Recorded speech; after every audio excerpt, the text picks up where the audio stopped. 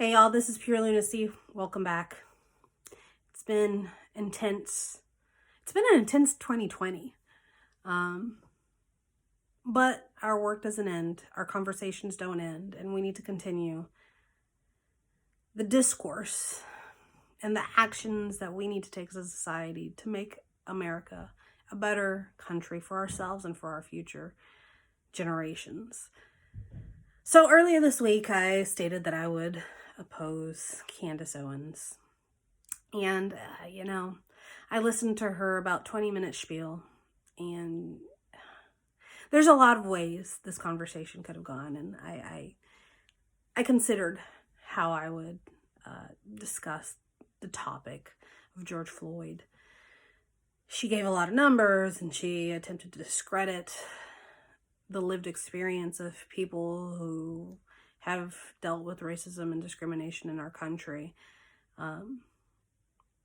And I could go down the numbers route. I could give you data, trust and believe. I'm an academic, I'm a researcher. But I think what we need to have a discourse. We need to have a discourse and a conversation rather than a rebuttal.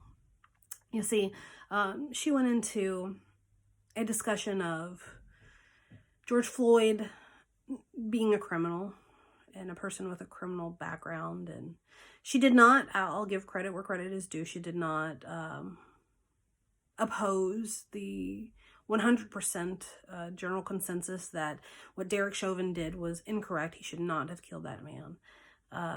But she went down this rabbit hole of he was not a hero, and referring to George Floyd, he was not a hero, and I will not uphold him as a hero. And I disagree in terms of how her rhetoric was presented. Because at this moment, we do not need divisiveness.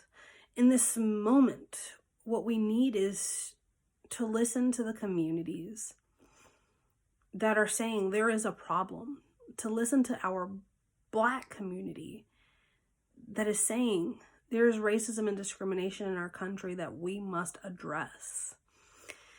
You see, one of the problems that I continuously see in this discourse revolves around the statement Black Lives Matter. Now, if you're a person who supports Black Lives Matter, me stating that, you're 100% yes, Black Lives Matter. However, I've seen people who say, yes, Black Lives Matter, but all lives matter. Yes, Black Lives Matter, but blue lives matter. And for those of you who may have that sentiment, I want you to pause and just say, without any but in your subconscious and your conscious or verbally, say, Black Lives Matter. Yes, Black Lives Matter. You see, that statement is not a negation of all lives. That statement is not a negation of blue lives. That statement is exactly what it is, a statement that says Black Lives Matter. And it concerns me that we have community members who feel this defensiveness. It concerns me and makes me wonder, what is it that is leading you to defensiveness to not just say, yes, Black Lives Matter? Full stop. You see, I had to think of an analogy. I'm an academic. I'm one of those folks. And I'm like, how can I connect this to a situation where you didn't have a need to say, yes, all lives matter, or you didn't have to try and have a defensiveness to negate a position. And I came up with World War II. You see, in World War II, we lost so many lives, millions of lives.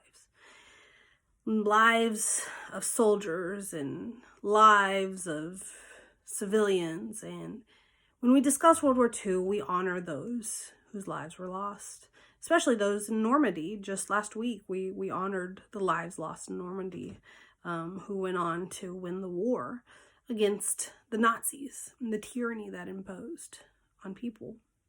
However, when we discuss World War II, we also discuss the Holocaust. And when we discuss the Holocaust, something interesting does not occur. People don't say, yes, but all lives matter.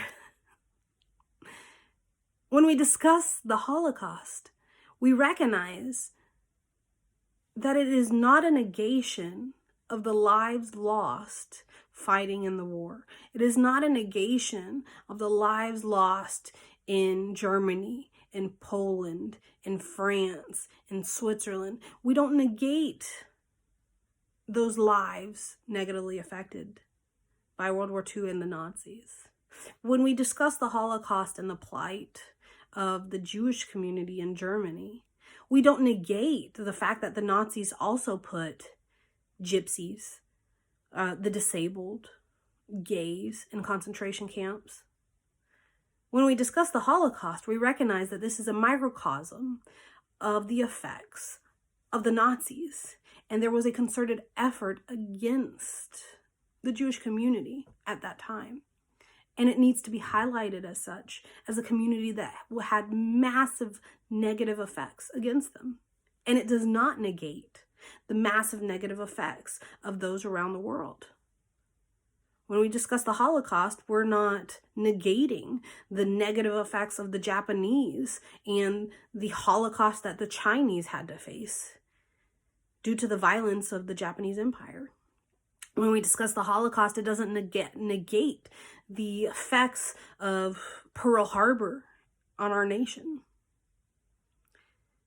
With that frame of mind, I think that we need to look as a whole, as a society, and say, when people say Black Lives Matter, it is not a negation of the disparities of other communities in America. It is not a negation or a rally call against whites or our police.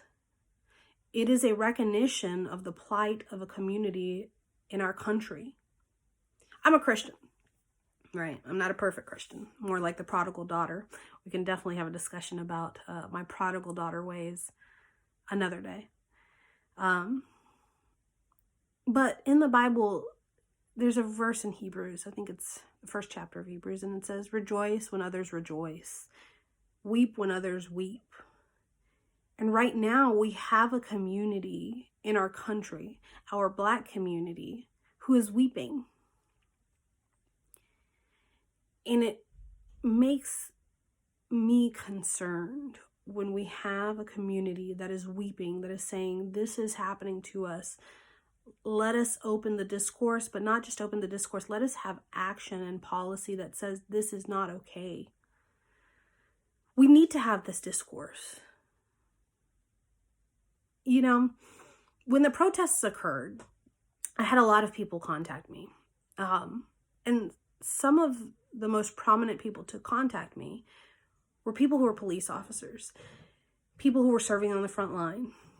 And the one thing that they asked was, you know, and in terms of statements between myself and those folks, was we don't agree with what Derek Chauvin did. We don't agree with discrimination or racism, but we ask for your prayers because we're about to go into this and it is getting intense. The situation is not good, and it is getting to a point where it's clear that violence will occur. And we saw that violence occur, and it's not okay. Let me be clear. I am a full supporter of the protests. I am a full supporter of your First Amendment right, and I am a full supporter of those who are fighting against racism and discrimination that we do have in America. Sorry, Candace Owens, I do not agree with you. You can give all the numbers you want every day of your life, wherever you find your numbers. Discrimination and racism is real in America. I'm not a supporter of the looting and the rioting and the burning of buildings. I'm not going to be in support of that. But I saw also the other side. I saw earlier today a video by NYPD gentleman stating, "Stop treating us like thugs. Feels like everybody's going against us." And I want to take a pause, because when he said that, I immediately thought to myself and said, if we take those words and we compare it to the voices and the words of the protesters who are out on our streets saying, stop treating us like thugs, the same thing is being said, but we're not listening. We need reconciliation. We need to have reform, and we need to have restructuring of our system, including our police system. I don't believe in this whole defund the police. I'm not going to be in support of that verbiage. But in terms of restructuring, reforming, absolutely. And it's something that's been said from within the ranks for years. Let's be clear. I've analyzed, I've researched, I've had these conversations. And time again, one of the things that is stated from within the ranks of our police officers is they don't have the resources they need. You don't need police to deal with mental health issues. We have so many people who are dealing with mental health issues, and they need mental health services. Unless you're rich, you're not going to get it. There's so many people dealing with addiction, domestic violence, so many things that shouldn't fall in the laps of a police officer. We need to reinvest in social workers in terms of how to address some of these social ills that we have. Now, we could get into a whole discussion, a whole other rabbit hole just on that. But to go back, so some of the things that we need to continue this discussion on is Black Lives Matter is not a negation of blue lives. It's not a negation of all lives. It is an affirmation that yes, under that entire scope of all lives, under that entire scope and umbrella of blue lives, yes, Black Lives Matter. It's an affirmation. If you feel a defensiveness about that, if you feel the need to explain yourself further, ask yourself why. If you want to have a conversation with me, you can have a conversation with me. I've noted and I've read and I've seen that there are people who are done with the conversations. They don't want to explain anything else, and that's fine. I'm open to the conversation. Let's have this conversation. But let me say this. Conversation means nothing. Talk is cheap.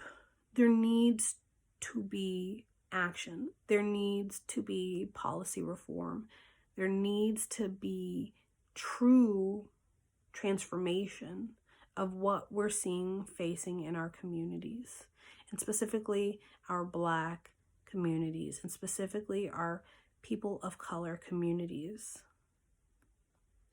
When you see somebody rejoice, rejoice with them. When you see somebody weep, weep with them. We are seeing these communities weeping. On another note, something that I just thought of as this is occurring. The president has stated that he's going to be identifying Antifa as a terrorist, a homegrown terrorist organization, which I agree. If you're going to be inciting violence and your main purpose is to instill fear and violence in others, you're a terrorist organization. But Mr. President, and also Senator Ted Cruz, while you're on a roll, let's make sure that we cover the whole gamut. While we're on it, absolutely, terrorist organization Antifa. And let's also include the KKK, white supremacy, Aryan Brotherhood, neo-Nazis, and any of the like.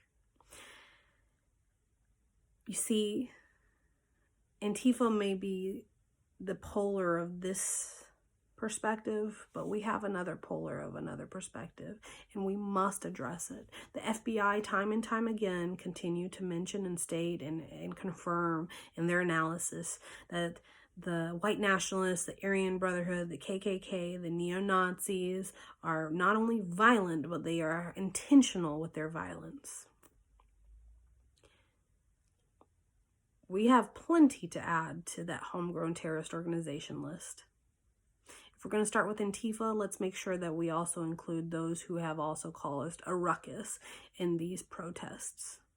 Just the other day, we had a man who is a known KKK leader not only run his car through a peaceful protest, people who were successfully utilizing their First Amendment rights, he then got out of his car to shoot them or at them. There's a lot to cover in regards to this conversation. There's a lot to discuss, but I don't believe that this is the end. There will be people who are defensive. There will be people who don't want to have this discussion. There are going to be people who are clearly not going to be happy with me for saying, yes, I support blue lives. There are going to be people who are going to be mad at me who say, how dare you say Black Lives Matter? I dare. I say it because they do matter. But at the end of the day, this is pure lunacy. We need to have this discourse. We need to have this change. We need to discuss the policies of how we move forward. This isn't something that just affects Rockwall, Texas. This isn't just something that affects DFW. This isn't something that just affects Texas. This isn't something that just affects the US. We're literally seeing this as something that affects the world. Racism and discrimination is real. It affects all of us. So Candace Owens, as you sit there and you try to diminish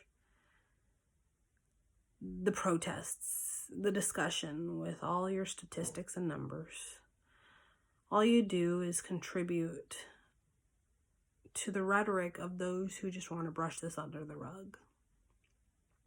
Yes, I'm a girl who believes we got to pull ourselves up by the bootstraps, and if we see our communities are floundering, got to work harder.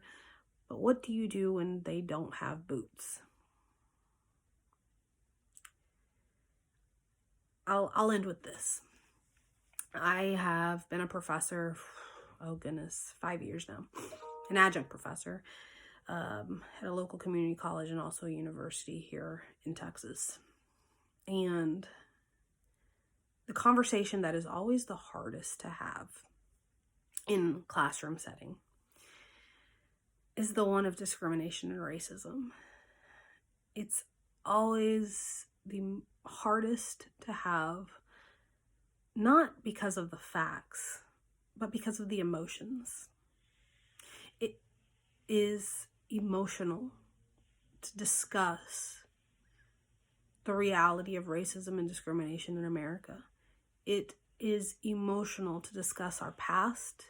It is emotional to discuss our present. And it's emotional to discuss what we would love to see for our future of an equitable country. I've had students who are young, or they're babies, they're 17, 16.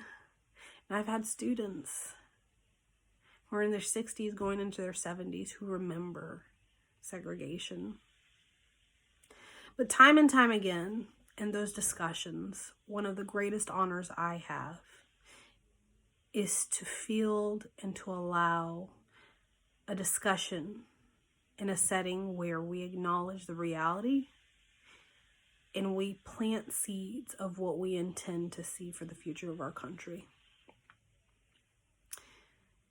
Y'all, the conversation we're having today is not black versus white. It's not people of color against the police. It's a simple conversation of everyone against racism and discrimination.